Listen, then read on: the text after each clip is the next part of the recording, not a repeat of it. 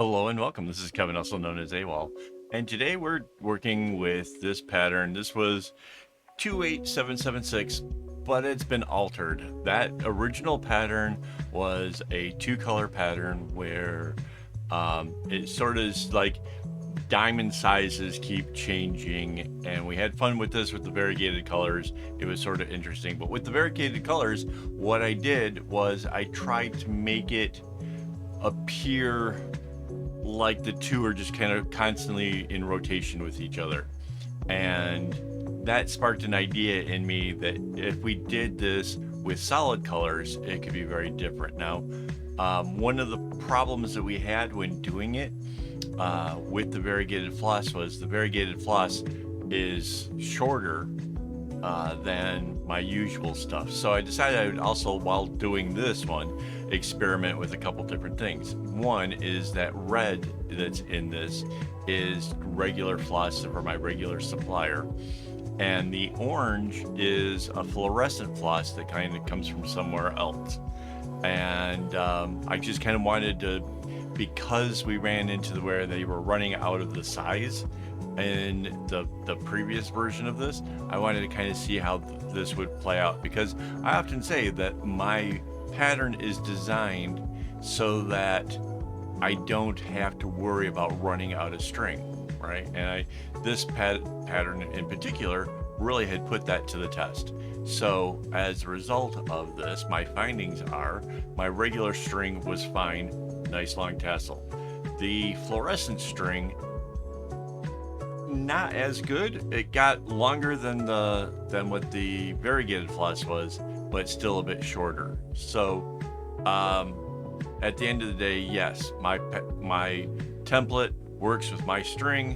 When I try experimenting with other strings, it may not work as well. What do I suggest for you? Well, honestly, you need to figure out like how long you want your bracelets to be.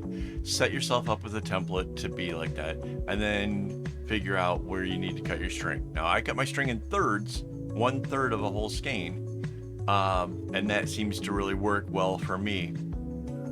Perhaps your bracelets are smaller. Perhaps you can cut it in quarters and you can get, more string out of it, or more projects out of the same amount of string, right? That might work for you. For me, this cutting it in thirds really kind of works out really well, because I'm covered no matter what kind of pattern I'm trying. And that's important to me, because running out kind of midway through is sort of a non-negotiable in my eyes. Yes, there are ways, like when I'm making bags, that I replace string, but I wouldn't want to do that necessarily in a bracelet. You would be able to see it kind of happening in the bag. It's sort of, it works, but you don't want to have to rely on that. So, and you haven't been saved any string if you cut it too short and then you have to add on more later, right? It's not as helpful as you might think. But that said, it's a very pretty pattern. It's not really beginner friendly. It's, if you're experimenting with knots that go first to the right and then left, or to the left and then right, this would be pretty good, because there's not a lot of times you have to do that. All of the gray is sort of, I have them coming into the center from the sides, and then in the center of each of these diamond areas, I have that just going off to the right. Basically the same way I did it when I did it with the variegated floss. And you can see like it works out for me. It works out really well.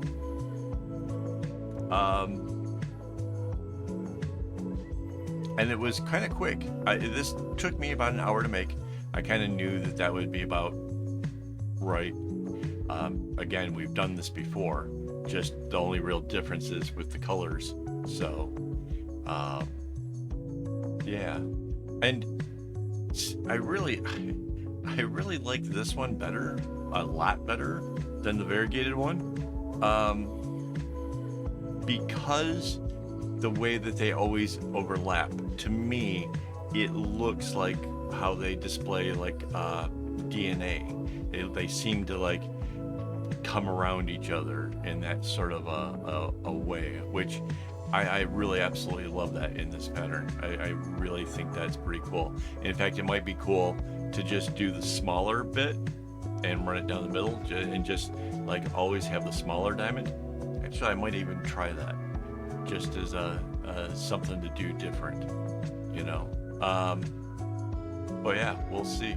Now that I'm thinking about it, I'm like, yeah, that would be really, really cool. Yeah, and I mean, I got the floss to do it with. Why not try, right? And I have to thank my YouTube members for having helped me get that floss. I'm not sure if I should do it the smallest diamond or the next one up. Perhaps the next one up. And then just make it constantly that. I think that would be really cool. Yeah, thanks guys for helping support the channel. If you too want to help support the channel, it's easy. Down there next to the subscribe button, there is a button that says join.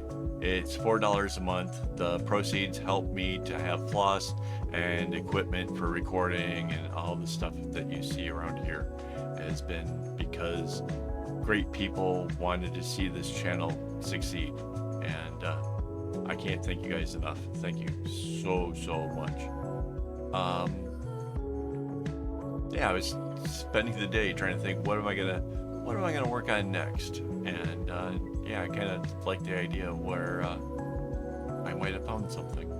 I should look through it and see whether or not the pattern's already been created before. Yeah, that seems like a lot of searching. But yeah, just doing a smaller one just sounds like a lot of fun. Gosh, my brain is now completely on another project, something I haven't even started yet, and like, yeah, that's kind of common for me. Get an idea and want to run with it, and then like I'm not happy until it's done, and that's why I have as many bracelets as I have, and as many videos as I have, is because I get excited about these projects and want to do more. So yeah, if you're the same kind of person, comment it down below, and if not, let me know what your motivation, what gets you going to making a bracelet and designing one and stuff. What motivates you? Yeah, you can see the strings are getting shorter now. We're definitely heading towards the end of it.